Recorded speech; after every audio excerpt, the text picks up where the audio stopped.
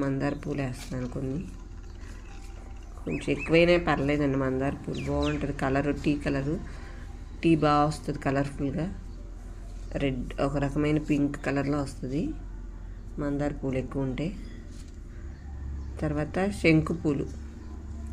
కొన్ని శంకు పూలు ఒక్కొక్కసారి ఉత్తి శంకు పూలతో కూడా పెట్టుకోవచ్చు, బాగుంటుంది. అదొక కలరు లైట్ బ్లూ కలర్లా వస్తుంది, అది బాగుంటుంది.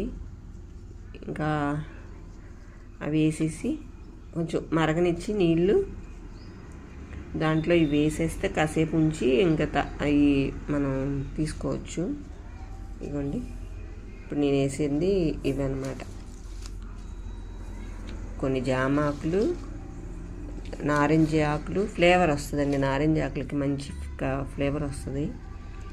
కరివేపాకు, ఈ శంకుపూలు, రామఫలం ఆకులు 2, మందార పూలు. ఇవేమో కలర్ బాగుంటుంది. కలర్ మందార పూలకి మంచిది కూడా, హెల్త్కి అంటారు కదా, అందుకని వేసాను. ఇదండి. ఇవి కాసినాక నేను పోసి గ్లాస్లో తీసి చూపిస్తాను మీకు ఏ కలర్ వచ్చింది ఏంటని. దాంట్లో కొంచెం నిమ్మకాయ పిండుకొని హనీ వేసుకొని తాగేయడమే.